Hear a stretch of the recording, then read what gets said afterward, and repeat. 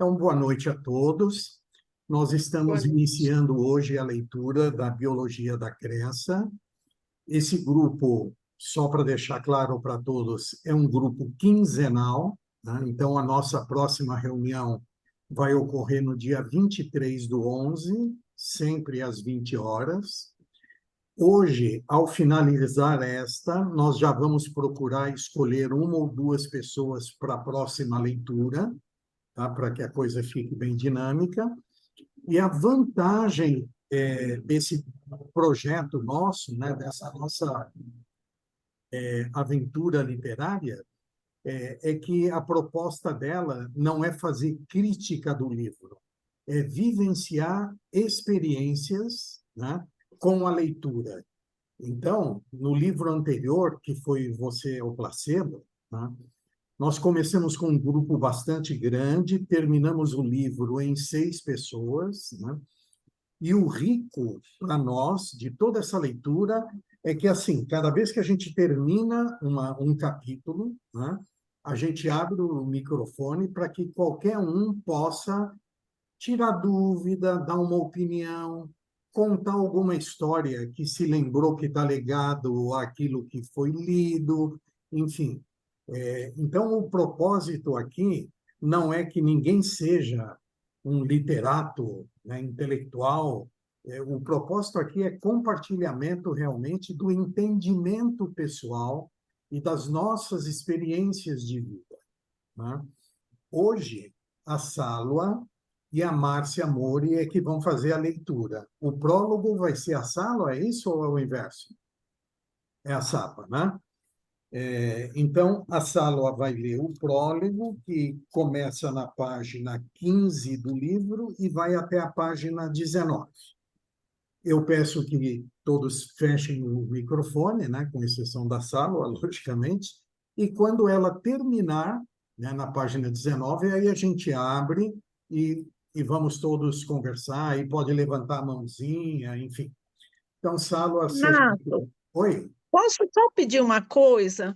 lógico. Eu queria que a gente se apresentasse. Eu não conheço as duas, a Yara e eu esqueci o nome da Maria del Maria. que Carmo. que vocês entraram no grupo agora. A gente não se conhece. Eu gostaria, então, porque eu não sei se vocês se conhecem da egrégora, mas eu não conheço vocês. Queria saber um pouquinho de vocês. Foi uma ótima ideia, Meire, uma ótima ideia, e eu vou sugerir que a gente comece pela Meire, porque eu sei que a Meire está trabalhando, de repente depois ela não consegue falar. Meire, você escutou a sugestão da Rúbia? Então, por favor, começa por você. Meire. Eu sou uma buscadora com pouco tempo disponível para tal, mas eu vou me empenhar ao máximo. Põe seu Eu microfone trabalho mais perto da boca.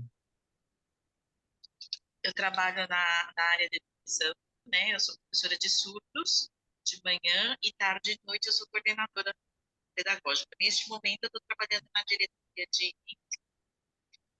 e a partir do ano que vem eu vou para a escola mesmo para trabalhar coordenadora. Além disso, sou terapeuta, sou conservadora, sou instrutora de Theta Healing, sou facilitadora de jogo da Axis, Reiki e outras coisinhas. E é um prazer estar com você. Muito obrigado, Meire. A Yara estava dirigindo, acho que agora já chegou em casa.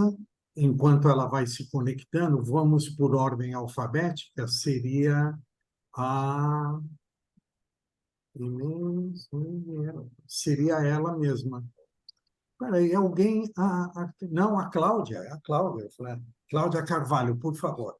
Por ordem alfabética, é você.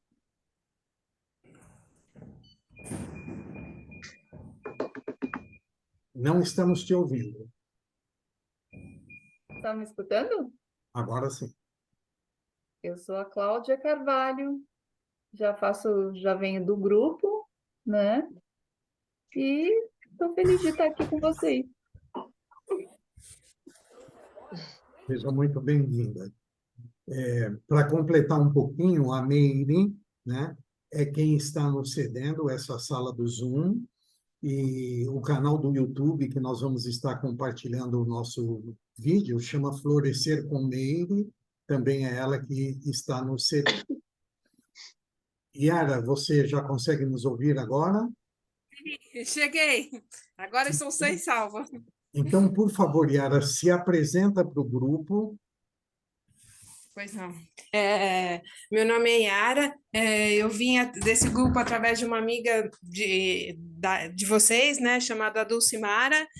Adoro o grupo e muito prazer a todos.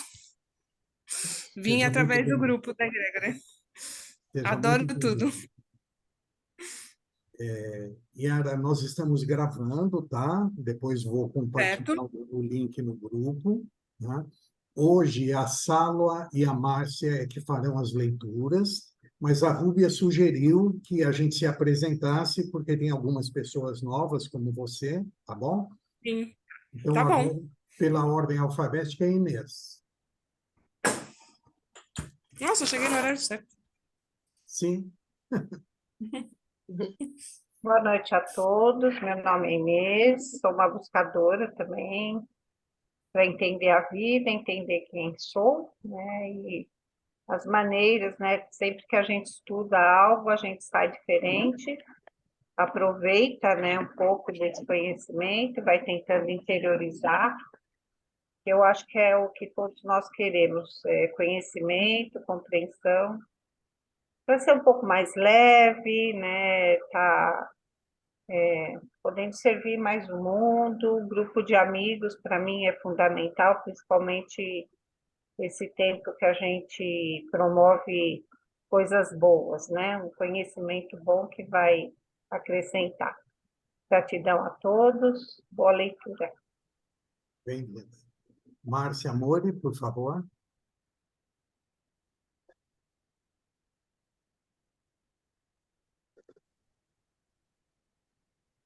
Já fazia parte desse grupo, desse maravilhoso grupo que me acolheu tão bem, da leitura do Você é o Placebo e que nós terminamos juntos. Eu acredito que foi de muito conhecimento para mim. E agora estamos nessa nova empreitada, no autoconhecimento, em busca de mais informações a respeito da nossa evolução. E faço hoje, estou estudando é, terapias com florais de Saint-Germain, então, tudo isso para melhorar aí a minha evolução. É isso. Gratidão, Márcia. Maria del Carmen. Boa noite a todas. Estou aqui a convite da Egrégora, através do Renato. Participo há pouco tempo da Egrégora, da Escola de Filosofia há mais tempo. Fui apresentada pela querida Cida Paiva, que é uma amiga de muitos anos.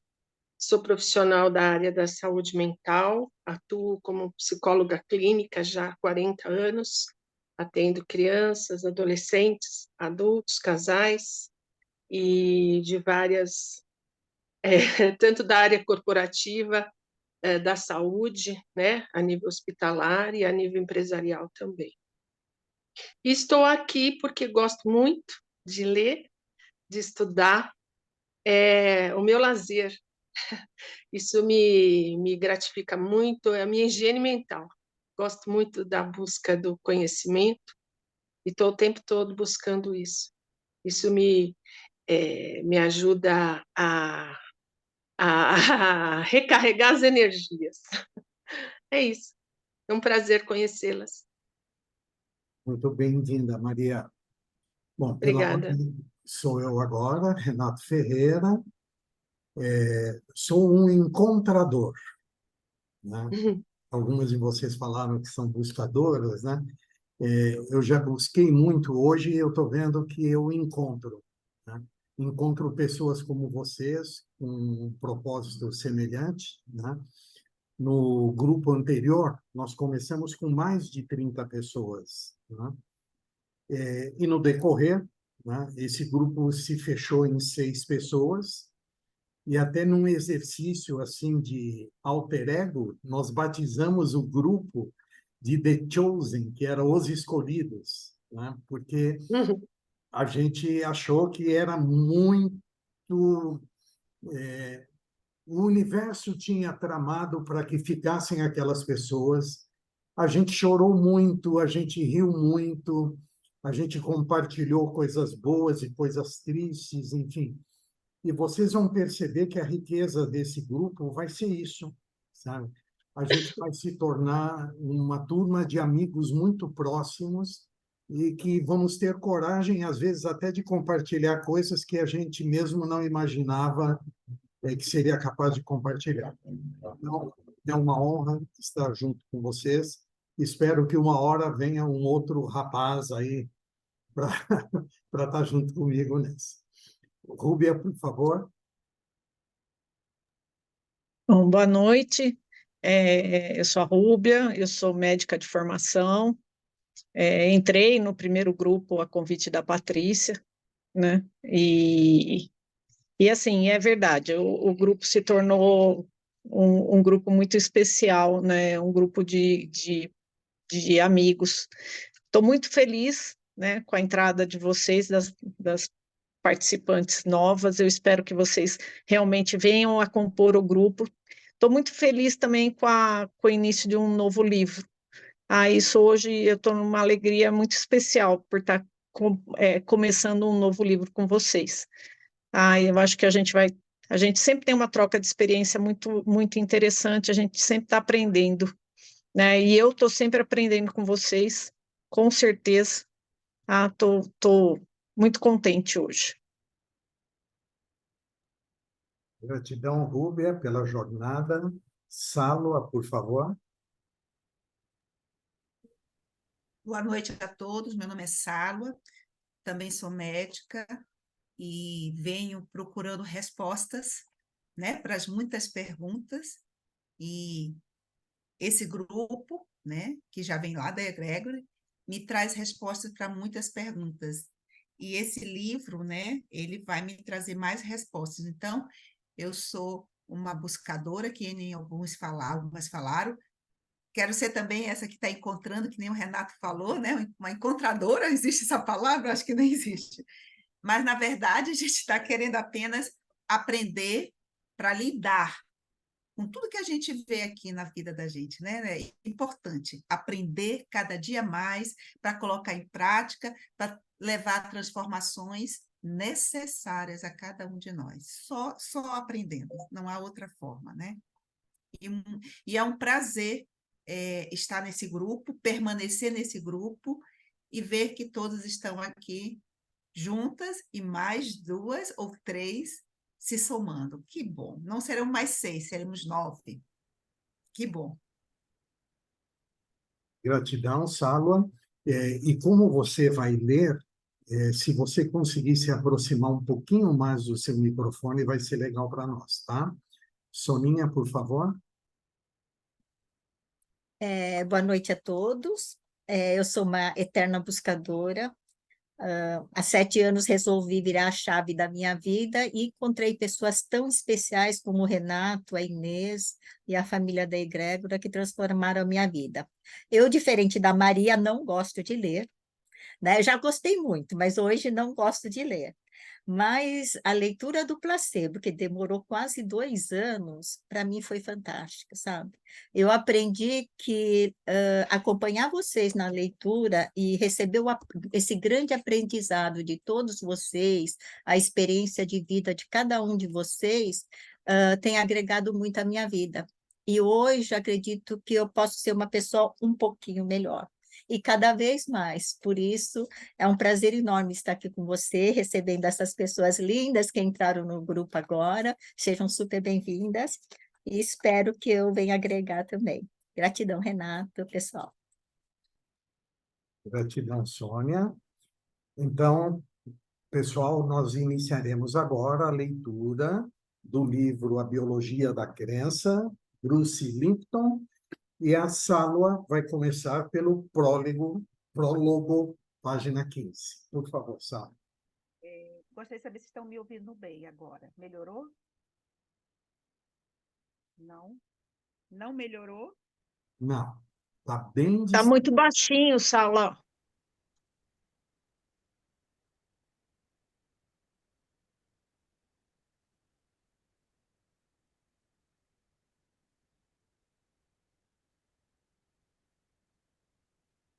Estão me ouvindo ou não? Não, eu vou tirar isso. Estão me ouvindo? Estão me Sim, ouvindo? mas muito Não? baixinho. Estão me ouvindo? É porque esse microfone... Estão me ouvindo? Não? Fica muito baixinho. Deve ser... E assim, estão me ouvindo melhor? Assim tá bom. Sim. Melhor. Renato, me perdoe, só vou lhe corrigir, porque como é quinzenal, o próximo dia será dia 27/11, não 23, só para corrigir, Verdade. tá? Gratidão. Isso mesmo. Tá, então nós vamos aqui iniciar a Biologia da Crença, né? A autora é Bruce H. Lipton. Oi? Posso iniciar, então. Se você pudesse ser qualquer pessoa neste mundo, quem você seria? Eu costumava passar muito tempo pensando nisso. Vivia obcecado com a fantasia de mudar de identidade, pois desejava ser qualquer pessoa menos eu mesmo. Minha carreira como biólogo e professor universitário era promissora e fascinante, mas minha vida pessoal era um verdadeiro caos. Quanto mais eu tentava encontrar felicidade e satisfação, mais insatisfeito e infeliz me sentia. Com o tempo, acabei desistindo e me entregando àquela vida sem prazer. Aceitei o fato de que era meu destino viver assim e que eu deveria tentar fazer o melhor possível com o que me foi oferecido. Tornei-me uma vítima da vida e o meu lema se tornou: o que será, será. Porém, minha atitude fatalista modificou-se radicalmente em 1985. Eu tinha deixado meu cargo na Escola de Medicina da Universidade de Wisconsin, e comecei a lecionar em uma faculdade de medicina no Caribe. Então, distante do mundo acadêmico tradicional, aos poucos, minha mente passou a seguir outra linha de pensamento. Fora dos padrões e crenças rígidas que até então havia seguido fielmente. Livre das concepções rígidas da ciência convencional e maravilhado com todo aquele mar azul do Caribe, tive uma epifania científica que abalou todas as minhas crenças a respeito da estrutura da vida. Tudo começou quando eu estava pesquisando os mecanismos que controlam a fisiologia e o comportamento das células. De repente, percebi que a vida de uma célula é controlada pelo ambiente físico e energético em que ela se encontra, e não pelos genes. Os genes são meros modelos moleculares utilizados na construção das células, dos tecidos e órgãos. O ambiente funciona como uma espécie de empreiteiro que interpreta e monta as estruturas e é responsável pelas características da vida das células. Mas é a consciência celular que controla o mecanismo da vida e não os genes. Como biólogo celular, eu sabia que as minhas descobertas teriam um grande impacto sobre minha vida e a de todos os seres humanos. Cada um de nós é composto de aproximadamente 50 trilhões de células. Todo o trabalho da minha vida concentrou-se em entender melhor o seu funcionamento, pois sempre soube que o dia em que se descobrisse exatamente como funciona uma célula, eu descobriria como funciona todo o nosso organismo. Também percebi que, se uma célula pode ser controlada pelo ambiente que a cerca, nós, os seres vivos, que temos trilhões delas, também podemos ser controlados. Assim como cada célula, o destino de nossa vida é determinado não por nossos genes, mas por nossas respostas aos sinais do meio ambiente que impulsionam e controlam todos os tipos de vida. Por um lado, minha descoberta sobre a natureza da vida foi um grande choque. Fazia quase 2 décadas que eu via programando todos os meus alunos a pensar exclusivamente dentro dos parâmetros do dogma central da biologia, a crença de que a vida é controlada pelos genes. Por outro lado, porém, minha intuição sempre havia me dito que não era bem assim, que as coisas funcionavam. No fundo, sempre tive minhas dúvidas sobre o determinismo genético. Algumas delas surgiram ao longo dos 18 anos nos quais trabalhei no projeto de clonagem de células para o Instituto de Pesquisa do Governo. Mas foi somente quando me isolei do mundo acadêmico tradicional que pude perceber a realidade com mais clareza. Minhas pesquisas mostraram que os conceitos mais profundos do determinismo genético estavam equivocados.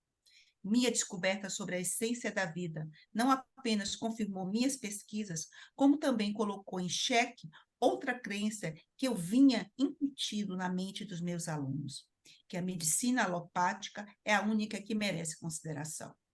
Quando me conscientizei da importância da energia do ambiente ao nosso redor, compreendi de maneira mais profunda e abrangente as bases da ciência e da filosofia, da medicina complementar e também a sabedoria espiritual das crenças mais antigas.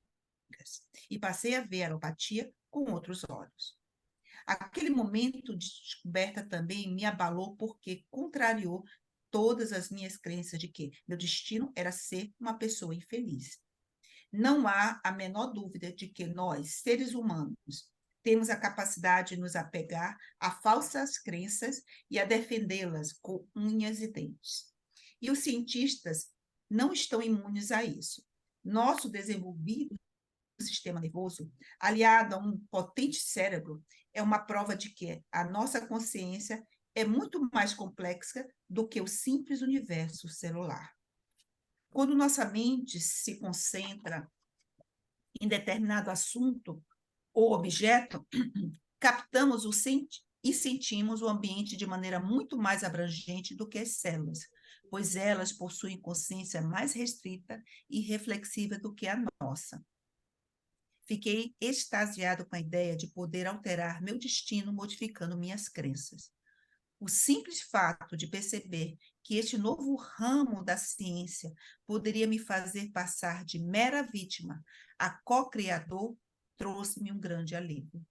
Já se passaram 20 anos desde aquela noite mágica no Caribe, quando tive o vislumbre de realidade que modificou toda a minha vida. E as pesquisas biológicas que desenvolvi desde então só fizeram confirmar e ampliar os conceitos que compreendi naquele momento. Vivemos hoje uma era fantástica. A ciência está se libertando de velhos mitos e estabelecendo uma nova base de crenças com uma relação à civilização. A crença de que somos meras e frágeis máquinas controladas por genes está sendo gradualmente substituída pela consciência de que somos os próprios geradores e administradores de nossa vida e do mundo que nos cerca. Há 2 décadas venho divulgando e apresentando esses conceitos científicos a centenas de pessoas em palestras nos Estados Unidos, Canadá, Austrália e Nova Zelândia. As mudanças que essas pessoas estão conseguindo fazer em sua vida com essas informações têm me trazido muita alegria e satisfação. Conhecimento significa poder.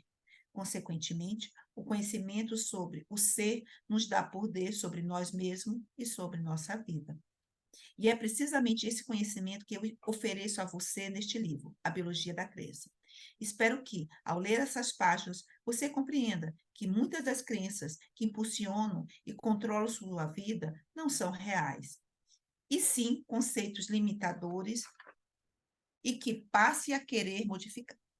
Sim, conceitos limitadores e que passe a querer modificá-los. Ao fazer isso, você reassumirá o controle de sua vida, permitindo a si mesmo ter mais saúde e felicidade. Sei que se trata de conceitos revolucionários, de grande impacto e também de muito poder. A partir do momento em que me conscientizei deles, minha própria vida tornou-se bem mais completa. Deixei de passar o tempo todo perguntando a mim mesma Se eu pudesse escolher alguém para ser neste mundo, quem escolheria? Hoje a resposta é uma só: quero ser eu mesma.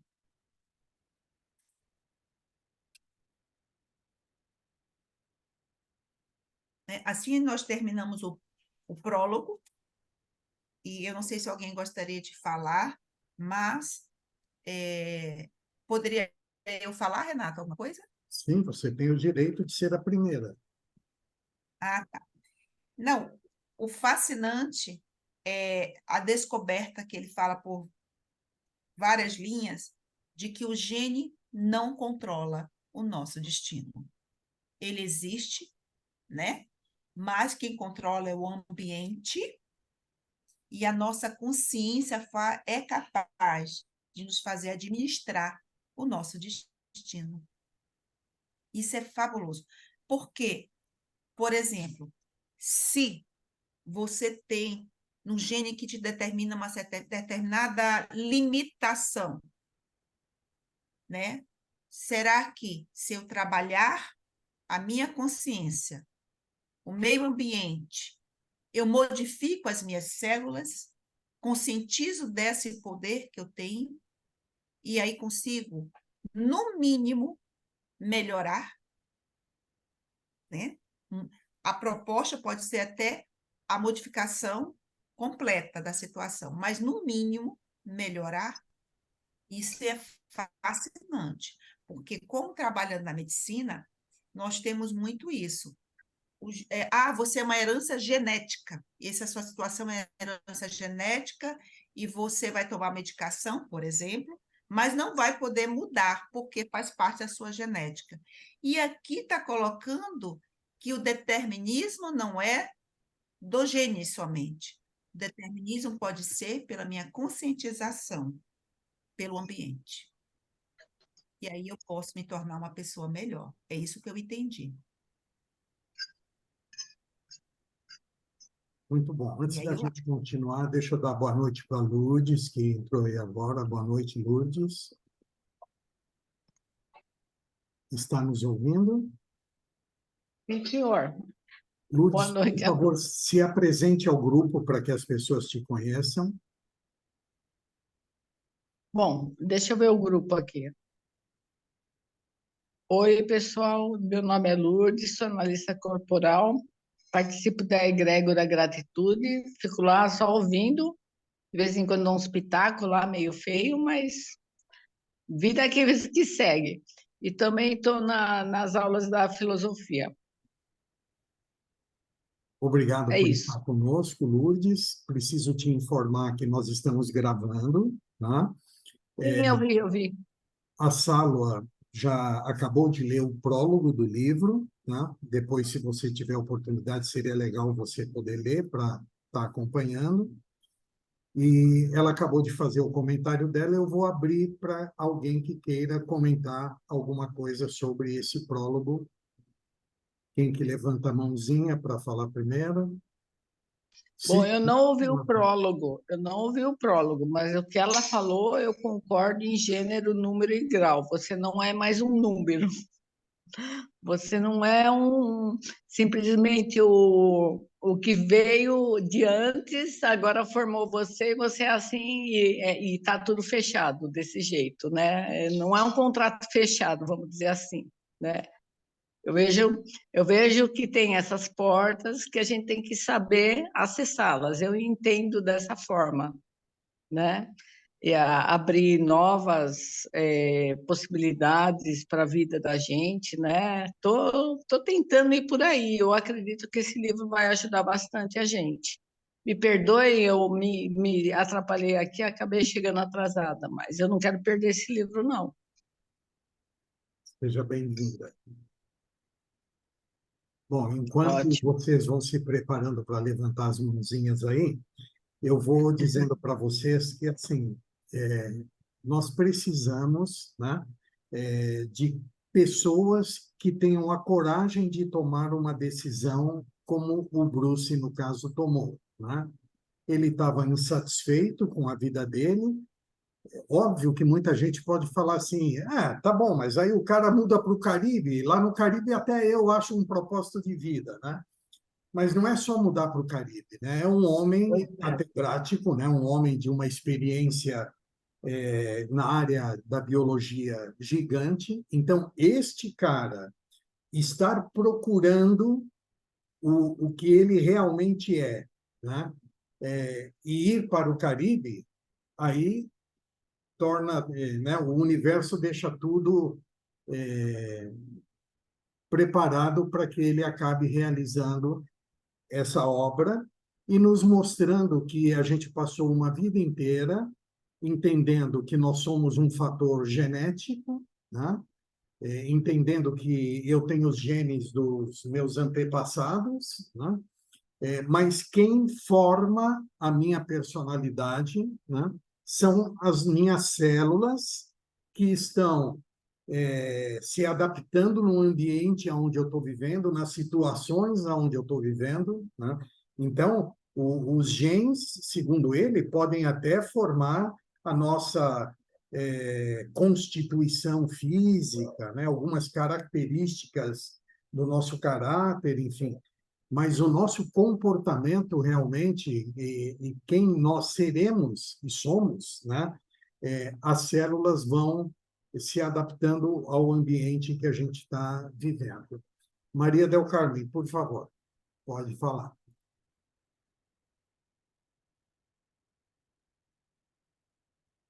Seu microfone está fechado.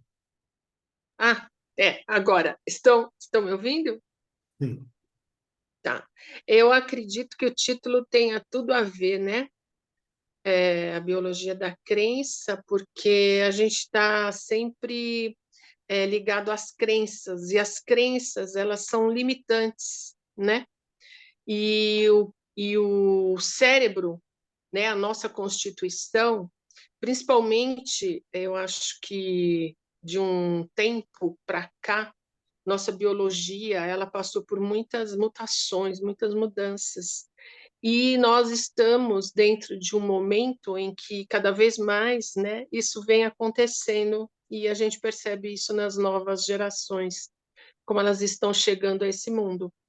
E como as crenças estão mudando, a partir até dessa consciência desse cientista, né, que chegou a que estava dentro de uma limitação e conseguiu se abrir, né, e pesquisar isso de uma forma e uma compreensão de que as células, elas são muito inteligentes. Todas nossas células são muito inteligentes e elas estão prontas para atuar o tempo todo, elas estão atuando. E a nossa consciência ligada a elas é que nos vão permitir um mecanismo de transformação e de ajudá-las em relação a isso, né? Que eu acho que essa consciência que ele quis colocar, a partir do momento que você se conhece, que você se auto-assume, você ajuda essas células a se reconstituir, a se transformar, né, ela aprender cada vez mais. Então, a gente está aprendendo com nós mesmos, se a gente se observar o tempo todo. E trabalhando com a mente humana, a gente percebe o quanto que a gente se limita, né, às crenças, e o quanto que a gente tem que estar ali questionando, observando, querendo entender também todo esse processo a partir de si mesmo e nas trocas com o outro, né? Que vai nos ajudando a crescer. Então, eu acho que esse livro, né, nesse início já desse prólogo, já mostra muito, né, a jornada que nós vamos travar em relação ao autoconhecimento, conhecimento de nós mesmos, né, e de crescer um pouco em relação a essa consciência celular e consciência da mente em relação a tudo que está em nós, né? Nós somos criaturas que viemos de uma jornada, né? De um outro como eu posso dizer para vocês, de uma outra dimensão para ocupar um espaço físico aqui, um corpo, e a partir desse corpo poder transformar e conhecer cada vez mais e aprender. Então, essa jornada, né, nesse livro, eu acho que vai ser muito interessante. Eu não sei se eu consegui passar para vocês a sensibilidade que me tocou em relação a essa percepção desse biólogo, né? Acho que tem tudo a ver, né, com nossa experiência aqui no planeta. Perfeito. Você perguntou, né, se nós conseguimos, se você conseguiu passar, né, o que você captou, o que você sentiu. Nesses 2 anos aí de leitura, uma coisa a gente aprendeu. A gente sempre tem algo importante para falar. Pode ser que o que você diga não impacte todo mundo, mas talvez faça a grande diferença na vida de um. E aí está cumprido o seu papel, tá? Obrigado por enquanto. Claudinha, você. O que eu queria colocar quando você falou em relação ao Caribe, né, que as pessoas podem falar que de repente fica fácil, né?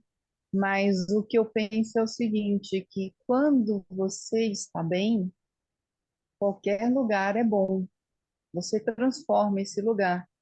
E é, o que me passa, né, do Bruce é que ele teve um despertar de uma consciência de algo que vai além de todos os estudos dele, né? E a partir do momento que essa consciência houve esse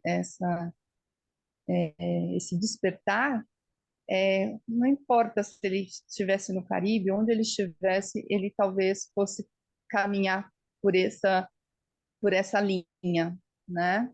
De que ele vem propor. Ele vai falar lá na frente sobre a percepção também, né? Que as nossas células, nosso corpo, como a gente é energia, tudo que a gente percebe vai influenciar, né, na nossa saúde, no nosso corpo, na forma como a gente age, como tudo se desenvolve, como a gente cria, né? Porque a gente, ao pensar, ao sentir e ao agir, está criando, né? Então, assim, o que fica para mim é só sobre a fala do Renato mesmo. Qualquer lugar é bom quando a gente está consciente, quando a gente está ali de verdade. E eu acho que é isso que vai na linha aí do Bruce, né? Podia estar em outro lugar e ele talvez fosse o momento dele de estar despertando para isso tudo.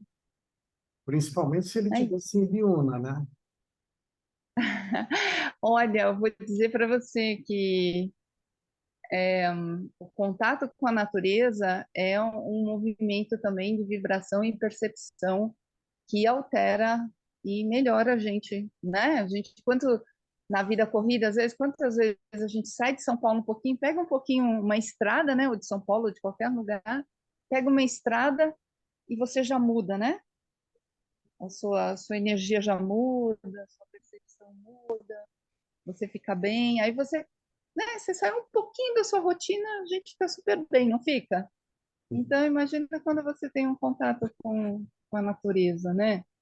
Aí aqui eu converso com o vento. Gratidão, Cláudia. Inês, por favor. Aproveitando um pouco de falar de lugar, né? Também algumas vezes eu já pensei as diferenças, né, nas sociedades, né? Que muitas vezes o que num país as pessoas não entendem como normal ou não aceitam, em outros é normal. E algumas maneiras de viver, né, principalmente dos países, eu sempre pensei, nossa, a gente sofre tanto por uma coisa, né? Em outro, isso aí é a coisa mais natural. Ou às vezes a gente conquistou algo, né, com relação, vamos supor, às mulheres, em outros ainda elas são quase párias da sociedade. Então a gente começa a entender realmente que não é o que está fora, porque em qualquer desses lugares as pessoas também estão compreendendo, estão crescendo, estão se reconhecendo, muitas vezes estão fazendo algo para melhorar aquela situação, aquele estado, trazendo algo novo. Então, realmente, onde a gente está, depende daquilo que a gente tem dentro para olhar, né? Para a gente se posicionar. Na vida da gente é sempre assim, né? Na verdade, tudo está fazendo o livro, né? Um convite maravilhoso para uma introspecção. Com certeza a gente vai trazer muito assunto a ser lidado aqui, que os terapeutas nos ajudem aí a alinhar tudo isso, que vai vir muita coisa. É um livro que vai mexer, né? Aparentemente eu não li ainda, mas bem legal. Obrigado, Inês. Bom, antes de passar já a palavra para a Márcia, eu quero lembrar a todos vocês que não estão hoje na nossa reunião a Monique Jordan, que esteve conosco em toda a primeira leitura, né? Por compromissos particulares, ela continua no grupo, mas muito provavelmente, poucas das vezes, ela vai conseguir estar aqui junto conosco. Ela mora em São Francisco, venceu 3 cânceres e, em função disso, hoje ela faz palestras, ela virou uma consultora para pessoas que estejam atravessando esse mesmo problema que ela atravessou. E a Patrícia Brunelli, que foi, na realidade, a idealizadora desse grupo, né? Deixou um recadinho lá hoje que ela está retornando de viagem, por isso que ela não conseguiu estar conosco, mas a Patrícia é a guru de muitos aqui e certamente em breve ela está junto conosco. Márcia, a palavra é com você agora. Então, vamos lá, continuando. Dando seguimento à leitura, vamos na introdução à magia das células. Todos estão ouvindo bem? Sim. Quando eu tinha 7 anos de idade, subi uma caixa na sala de aula para espiar pela lente de um microscópio. Para minha decepção, a única imagem que vi foi a luz refletida. Aos poucos, consegui conter minha ansiedade e ouvir as explicações da senhora Novak sobre como regular o foco. Então, algo tão dramático aconteceu que modificou completamente minha vida. Vi um protozoário. Fiquei hipnotizado. O barulho das outras crianças ficou distante e me senti sozinho na sala. Todo o meu ser pareceu mergulhar no mundo alienígena das células, algo que até hoje é mais interessante para mim do que qualquer filme feito por computador. Na inocência da minha mente infantil, eu via aquele organismo não como uma célula, mas como uma pessoa em tamanho diminuto, um ser pensante e consciente. Para mim, ele não estava nadando a esmo, mas sim cumprindo uma missão, embora eu não soubesse como descrever isso tudo naquela época. Fiquei observando seus movimentos ao redor de um grupo de algas. Nesse instante, o grande pseudópodo deu uma ameba desengonçada, também de uma desengonçada também. Começou a se mover. Então, enquanto eu fazia minha viagem maravilhosa naquele mundo liliputiano, Glenn, o mais perverso de meus colegas de classe, me empurrou para descer da caixa e tomou meu lugar diante do microscópio. Tentei convencer a professora Novak a me deixar ver mais um pouco, mas a aula estava terminando e outros alunos também esperavam sua vez. Naquela tarde, corri para casa e contei, esbaforido, minha descoberta à minha mãe, usando todos os poderes de persuasão que a idade me permitia. Implorei e a bajulei até conseguir que ela comprasse um microscópio para mim. Passava horas maravilhado com aquele mundo alienígena do outro lado da lente. Mais tarde, na faculdade, passei a usar um microscópio eletrônico, 1000 vezes mais potente. A diferença é mais ou menos como a dos telescópios que os turistas usam para ver cenas da cidade do alto dos edifícios comerciais em relação aos do tipo Hubble, que transmitem imagens do espaço sideral. Entrar na ala de microscópio de um laboratório é como uma cerimônia iniciática para estudantes que aspiram a se tornar biólogos. O portal desse mundo maravilhoso é uma porta giratória preta, como aquelas que isolam as salas escuras de revelação de filmes fotográficos. Até hoje, me lembro da primeira vez que passei por ela. Era uma divisória entre 2 mundos. Minha vida de estudante e meu futuro como cientista e pesquisador. Quando a porta terminou de girar, eu me vi em uma sala grande e escura, iluminada apenas por pequenas lâmpadas vermelhas de segurança. Enquanto meus olhos se adaptavam à escuridão, fiquei assombrado com o que vi. As luzes vermelhas refletiam a superfície espelhada de uma imensa coluna de aço inoxidável com lentes eletromagnéticas que subiam até o teto no centro da sala, e na base da coluna havia um grande painel de controle que lembrava os de um Boeing 727, cheio de chaves, botões, medidores e luzes indicadoras. Na base também havia muitos fios, mangueiras e cabos de vácuo que se espalhavam como tentáculos ou como as raízes de uma árvore. O som das bombas de vácuo e de circuladores de água para refrigeração enchia o ambiente. Tive a nítida impressão de estar entrando na sala de comando da nave USA Enterprise, mas, aparentemente, aquele era o dia de folga do capitão Kirk, pois quem estava à frente dos comandos era um dos meus professores, ocupado com o complexo processo de colocar uma amostra de tecido orgânico em uma câmara de vácuo no centro da coluna de metal.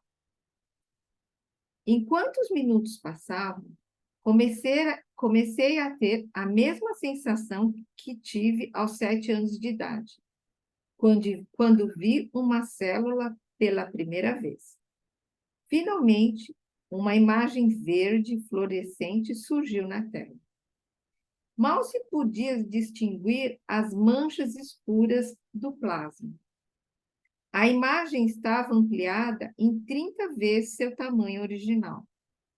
O professor começou então a aumentar o tamanho, passo a passo, 100 vezes, 1000 vezes, 10.000 vezes. Quando chegou ao ponto máximo, sem distorção, o microscópio havia ampliado a imagem em 100.000 vezes. Era realmente uma cena de jornada nas estrelas. Mas, em vez de viajarmos pelo espaço, estávamos indo em direção ao microcosmo, onde nenhum ser humano jamais esteve. Em um momento, estávamos observando uma célula em miniatura, e no momento seguinte, podíamos observar toda a sua arquitetura molecular. A sensação que tive ao cruzar aquela barreira científica foi indescritível, principalmente porque fui convidado a ser copiloto honorário naquele dia. Tive a honra de tocar os controles e voar sobre aquela paisagem alienígena celular. Meu professor foi meu guia turístico, indicando os pontos principais. Aqui está uma mitocôndria, seu complexo Golgiense, ali um poro nuclear, uma molécula de colágeno e, mais adiante, um ribossomo. A ideia de ser um pioneiro, aventurando-me por territórios jamais vistos por olhos humanos, me fascinava. O microscópio simples despertou minha atenção para o mundo das células e de sua consciência, mas foi o microscópio eletrônico que me permitiu vislumbrar as moléculas que são a base da vida. Sentia que em algum lugar dentro daquela fitoarquitetura da célula eu encontraria algo que me levaria a desvendar os grandes mistérios da existência. Por um instante, aquelas lentes se transformaram em bolas de cristal, e na tela fluorescente eu vi meu futuro. Senti que seria um biólogo celular e queria pesquisar com detalhe todas as nuances da ultraestrutura celular para descobrir seus segredos. Afinal, estava aprendendo na própria faculdade que a estrutura e a função dos organismos biológicos estão intimamente ligadas. Tinha certeza de que, estudando mais profundamente a relação entre a anatomia e o comportamento das células, eu conseguiria entender seu mecanismo. Dediquei, então, todo o meu tempo livre durante a faculdade, mestrado e doutorado à pesquisa da anatomia molecular, pois ali estava a chave do que eu procurava. Minha curiosidade sobre estes segredos da vida também levou a pesquisar a clonagem de células humanas.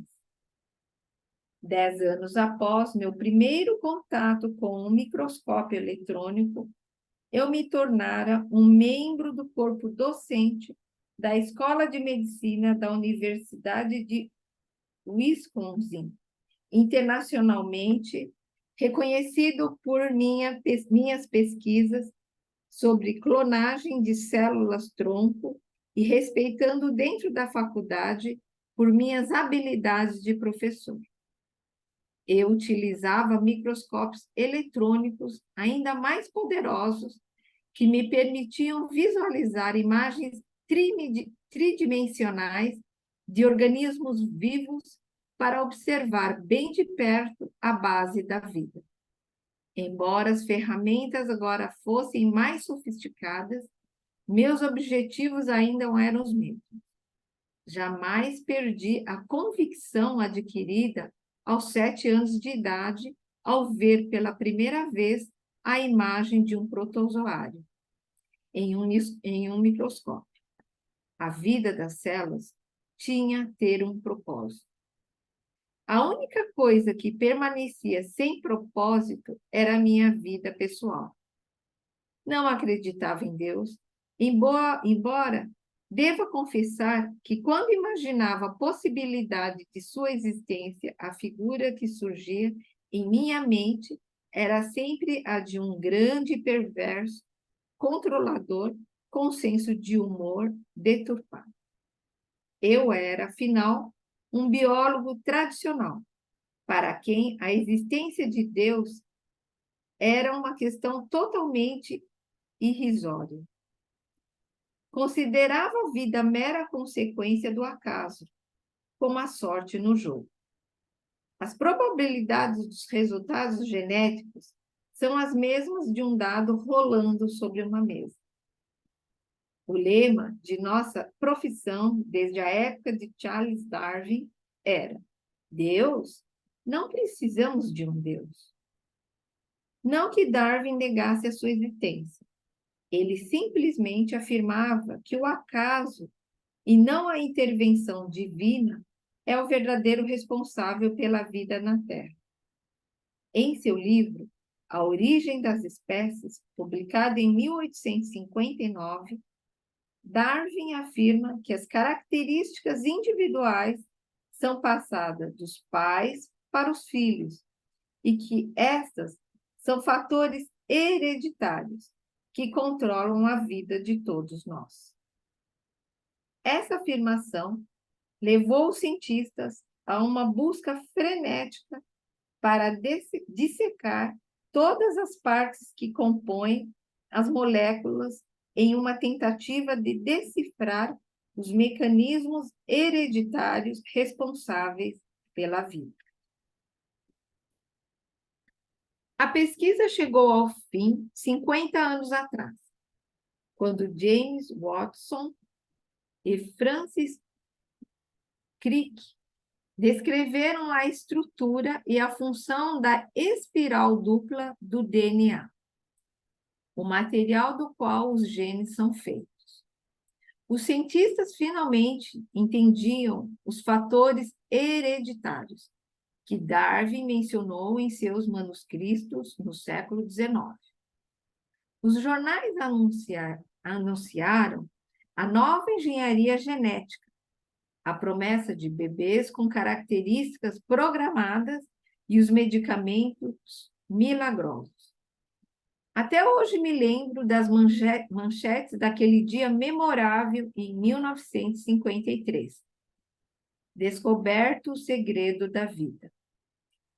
Os genes passaram, então, a ser a explicação para tudo e os mecanismos pelos quais o DNA controla a vida biológica, se tornaram o dogma central da biologia molecular, descrito com detalhes em todos os livros e pesquisas. A longa discussão sobre as características que herdamos ou que adquirimos durante a vida acabou. Os cientistas estavam certos de que tudo é herdado de nossos pais. No início, pensavam que o DNA fosse responsável apenas por nossas características físicas. Com o tempo, passaram a acreditar que nossos genes também controlavam nossas emoções e comportamentos. Portanto, se alguém nascesse com um gene de felicidade defeituoso, só poderia esperar ter uma vida infeliz.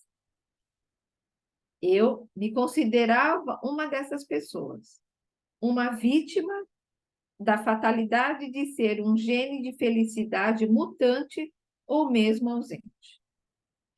Justamente nessa época, estava passando por muitos problemas em minha vida. Meu pai estava morrendo após uma longa e dolorosa batalha contra o câncer. E como eu era o responsável por ele, passei os 4 últimos meses de sua vida viajando 2 a 3 vezes por semana de Wisconsin para Nova York. Ao mesmo tempo, coordenava um programa de pesquisa, lecionava e escrevia a tese de renovação de meu título de mestrado no National Institute of Health. Para completar, estava em meio a um divórcio que me consumia emocional e financeiramente. Minhas economias se esvaíram rapidamente entre custas de advogados e pensão para os meus dependentes. Acabei apenas com uma mala de roupas e morando em um apartamento alugado em um prédio que não recomendaria a meus piores inimigos. Tinha medo de meus vizinhos, especialmente do apartamento ao lado. Na primeira semana após me mudar, a porta foi arrombada e meu aparelho de som desapareceu. Alguns dias depois, meu vizinho, de 1,90 m de altura e pelo menos 90 centímetros de largura, tocou a campainha com uma lata de cerveja em uma das mãos e palitando os dentes com a outra para me perguntar se eu tinha o manual de instruções do aparelho. Mas o ponto alto foi quando eu atirei o telefone pela porta de meu vidro de meu escritório, despedaçando inclusive a placa de Bruce H. Lipton, professor adjunto de anatomia, Escola de Medicina da Universidade de Wisconsin, gritando: "Eu vou enlouquecer." O ataque de nervos foi causado pelo telefonema de um gerente de banco que me explicou de maneira gentil, porém direta, que não poderia me conceder um empréstimo. Parecia uma cena do filme Laços de Ternura, em que Deborah Wingen responde ao marido: "Não temos dinheiro para pagar nossas contas agora. E, pelo jeito, não vamos ter nunca." A magia das células. Márcia, Déjà vu. Márcia, Sim. são 9h15. Vamos dar esse tempo agora para o pessoal comentar isso que você leu, porque a parte do déjà vu, eu estava dando uma olhada, ela é bem extensa. E aí não daria tempo de nós lermos ela e ainda comentarmos, tá? Então, vamos abrir. E começa por você mesmo, a sua percepção dessa parte da leitura da magia das células que você fez. Sim, é bastante interessante a passagem dele, desde da primeira vez que ele viu aos 7 anos um protozoário pelo microscópio, e depois fazer toda a passagem por um microscópio eletrônico, se sentindo um perfeito piloto, porque ele foi na primeira aula, pelo que eu me lembro, me recordo agora, é o copiloto desse instrumento fabuloso que aumenta 100 mil vezes, né? Então, assim, eu percebo que ver que de um estudo de um protozoário até essa percepção e esses estudos de Darwin consagrando como o gene, o condutor e a principal razão de nós sermos. E ainda ele não conta ainda, é o que nós vamos ver à frente, que não é mais o gene, e sim a mudança que esse estudo, que é a percepção dele, né, dessa mudança genética, eu acho que é uma viagem bastante fascinante para nós. Principalmente para mim, que eu não conheço assim, muito da biologia, então é bastante fascinante. Que a nossa consciência, a nossa força mental, o nosso ambiente fazer essas mudanças, eu acho que é uma viagem que vai ser incrível. Eu já estou percebendo que eu não sei qual é a percepção da Salma, da Núbia como médicas, eu acho que é bastante desafiador. Deixo a palavra para vocês. Bom, isso não é uma regra, né? Mas como a Rúbia e a Sônia ainda não falaram nada, vamos convidá-las, a Rúbia como médica Sim. e a Sônia como uma meditadora juramentada, né? Dividirem conosco a impressão que tiveram dessa primeira parte da leitura. Pode começar por você, Rúbia. Então, gente, eu estava pensando nisso, né? Eu acho que para todo médico de carreira, né, longa, já como eu, o determinismo genético era uma coisa até frustrante, né? Porque você dizer para um paciente, olha, síndrome da Gabriela, né? Nasceu assim, vai crescer assim, vai ser assim, porque você está determinado geneticamente a ser assim, né? E ao longo da vida, a gente, da nossa vida acadêmica, né? Na nossa vida profissional mesmo, você vê que a coisa não acontece dessa maneira. Então, eu encontrar esse livro, para mim, é até um certo alívio, né? Saber que na verdade, as coisas não são né? Porque, e é interessante, eu estava pensando sobre isso, né? Na medicina, cada vez que se faz uma descoberta, tudo é 100%. A medicina vai assim, né? Ela não tem, daí descobre, vira 100%, aquilo é tudo, aí ela volta, vai sendo, né, vai caindo, daí ela vira zero, e depois ela chega ao meio termo, tudo. Remédio, doença, descobertas, tudo é assim. E é bem isso, eu lembro dessa, né, dessa descoberta do DNA como a grande revelação da vida, né? Eu lembro de alguma coisa, e é isso, né? Tudo era o DNA, tudo era o DNA, né? Não tem nenhuma influência de mais nada. E agora isso vem, né, caindo, né? E isso já vem, né? Já estão estudando isso faz tempo, né? O pessoal que estuda a epigenética está estudando isso já há bastante tempo, né? Então, para mim, esse livro é fantástico, é fantástico. A Sálua, até gostaria de ouvir a opinião da Sálua aí como a outra médica do grupo.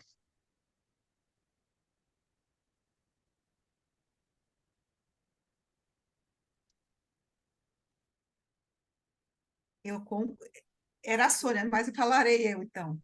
Eu concordo plenamente com a Núbia, porque realmente o determinismo genético era uma verdade incontestável, assim que nos foi apresentado. E na faculdade, inclusive, ainda é assim colocado, né? Você tem hereditariedade para tal doença, você pode melhorar com a medicação, com tal, mas você não pode deixar de ter aquela doença, né? Aquilo está determinado. Ainda é ensinado assim nas faculdades de medicina. E eu concordo com a Núbia, pensei assim, até quando começamos a ler o livro anterior. Mas eu fico muito feliz que o nosso destino não é determinado pelo DNA, ele é desenhado. A determinação vai vir aí dessa energia que vem da consciência, que é capaz de modificar o modo que a célula se apresenta no teu próprio corpo. É fascinante isso, né? E acredito que daqui a alguns anos isso vai fazer parte, né? Não só da medicina, mas como também da medicina, como também da psicologia e de outras áreas, né? Da biologia. Vai ser assim, espero estar viva ainda para ver isso, né? Essa revolução, mas a minha cabeça já modificou quando começamos a ler o livro anterior, né? Você é o placebo. E acredito que agora vai dar um boom a mais, né? Um boom a mais. Um boom. E a Sônia já está toda querendo falar, e tem que falar, porque a Sônia já é meditadora, como é o nome? Que medita sempre? Não sei mais nem falar a palavra. Mediadora? É isso? Que medita sempre. Eu sou realmente uma eterna buscadora mesmo, como eu sempre falo, e realmente é muito legal o início desse livro, como para mostrar e atestar como as crenças eram lá atestadas mesmo, estudadas e atestadas, né? Mas graças a Deus, hoje nós temos uma outra visão de ver a vida, as doenças e tudo que acontece com a gente no nosso subconsciente, que a gente tem muita coisa dentro da gente. Então, eu estou aprendendo muito, inclusive com placebo, que a gente pode mudar. E esse livro aqui, bem que você falou, né, Sal? É um complemento para a gente ver essa parte meditativa do poder que nós temos dentro da gente. Lógico, a medicina é válida, confio nela, procuro ela sempre que eu preciso, mas eu sei que a gente pode se ajudar. Então, é muito legal isso, esse início do livro, que ainda tem muita coisa por vir, né? E eu estou bem ansiosa para continuar os próximos capítulos. Tanto a Márcia que ela queria continuar, ela não queria nem parar, porque não teve, né, Márcia? Mas é isso. A gente vai aprender muito com a experiência de todo mundo. Obrigada, gente. Pode Por falar, licença, Sala. eu queria só falar. Vocês lembram que sempre falaram assim? Olha, o ser humano não sabe usar nem 5% da capacidade da mente, né? Não tinha essas frases? O ser humano não usa nem 5% da mente, né? Isso foi incutido há muitos anos. Me lembro da adolescência, eu já ouvia isso, e eu não entendia. Como não usa nem 5%? Que capacidade é essa? E agora lendo pouco a pouco, começamos a entender. Só queria colocar esse comentário. Muito bom. Mais alguém querendo falar algo sobre? Eu vou relembrar aqueles que estudam filosofia, não só na nossa escola, como qualquer outra escola ou religião, enfim. As filosofias sempre procuram nos levar a conhecer e a conversar com o nosso eu interior. Alguns chamam de eu maior, outros chamam de nossa consciência, do nosso eu divino, enfim. Quando o autor estava narrando aqui a alegria que ele ficou na escola aos 7 anos, quando ele viu o primeiro microscópio, né? Eu confesso para vocês que eu também tive essa sensação quando criança, só que eu continuo tendo essa sensação até hoje, eu nunca dei, né? Até hoje, eu ainda, de vez em quando, pesquiso o preço de algum microscópio, porque eu acho que deve ser fantástico, assim, realmente você está estudando um pouco, né? E uma vez na egrégora, um amigo nosso veio falar sobre o livro de Urântia, e aí ele trouxe um vídeo, né, que tem no YouTube com facilidade, que é um vídeo onde mostrava uma moça deitada na grama de um jardim, e aí começava a mostrar ela sendo vista depois de 100 metros de altura, de 1 quilômetro, né? Aí, daqui a pouco, o que se via era a cidade, aí o que se via era o planeta e tal, e aí aparecia, né, o universo como um todo. E depois, nesse mesmo vídeo, fazia o efeito reverso, né? Então, ia voltando tudo até os olhos dessa moça, e aí entrava dentro dos olhos dela, e ia, né, entrando dentro do corpo, até mostrar que o que ficava lá no mais minúsculo do corpo era semelhante, né? O que estava no microcosmo era semelhante ao que estava no macrocosmo. Isso tem, né, as leis herméticas, né, a lei da analogia, que fala que o que está dentro é como o que está fora, né, assim como, né, o que está em cima é assim como o que está embaixo, né? Então, eu creio que a gente vai descobrir e talvez vamos dar vazão a algumas curiosidades que a gente teve no decorrer da vida, mas nunca se aprofundou, né, nessas curiosidades. A gente vive procurando fora, né? E dentro da gente tem tanta magia, né?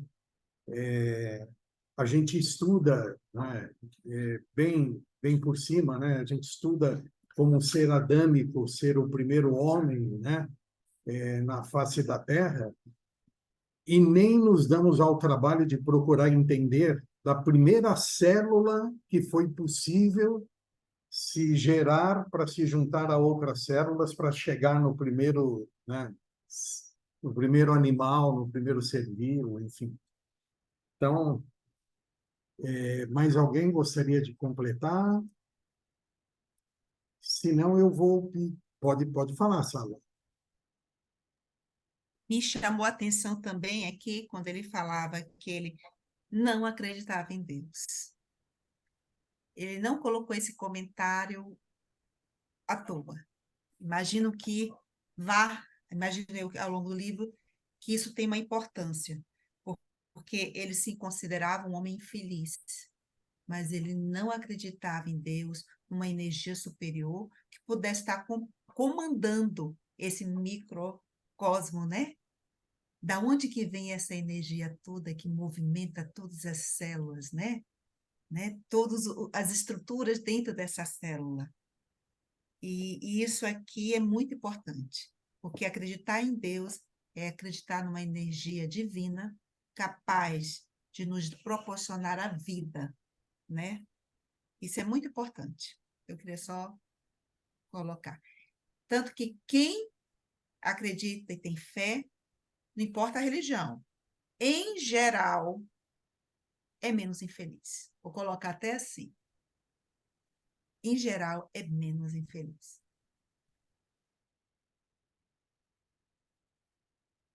Gratidão. Sônia? Só para complementar aí, ele era uma pessoa infeliz, né? Porque ele acreditava que ele tinha o gene da infelicidade nele, né? Por isso que, por sinal, acho que por isso que ele não acreditava em Deus também, porque ele achava que o gene determinava tudo, né? Muito legal, ainda tem muito por vir nessa aula.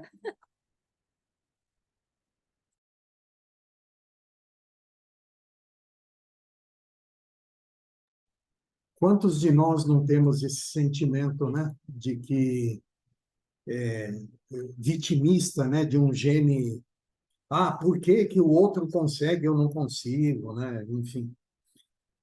Bom, meninas, quem gostaria de se candidatar para no dia 27 ler A Magia das Células Déjà Vu, Déjà Vu, enfim. Quem gostaria? Eu ainda não, porque eu não fiz a lição de casa, eu não tenho o livro ainda. Na eu próxima. posso. A Sônia está levantando a mão.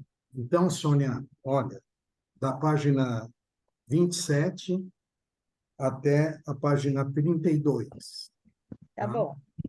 Aí depois nós temos o Aprendendo com as Células, que começa na página 32, e aí vamos até o final desse capítulo, na página 37. Quem gostaria de se candidatar a ler essa parte?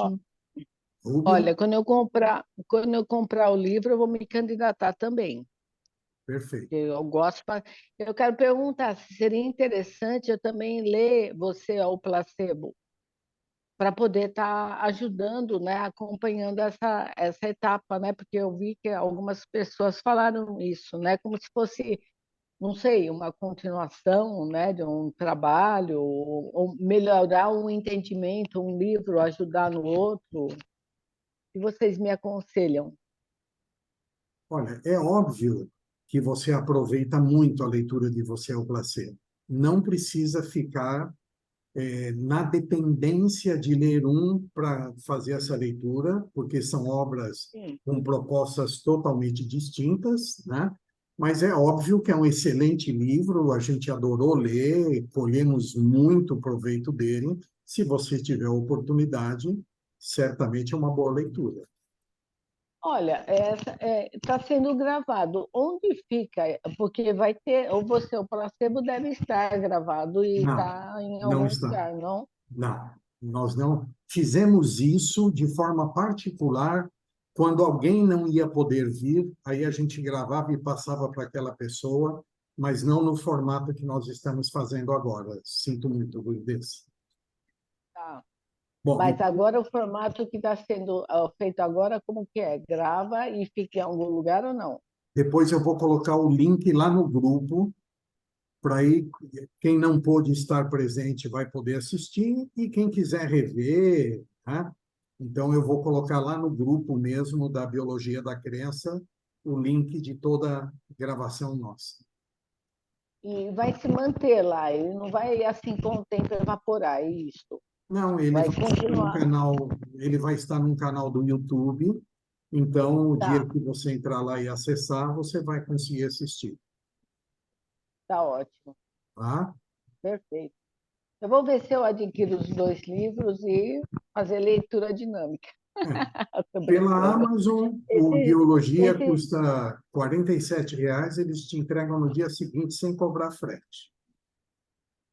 esse tipo de leitura não pode ser leitura dinâmica de jeito nenhum, né? Não pode. que é um aprofundamento, eu imagino.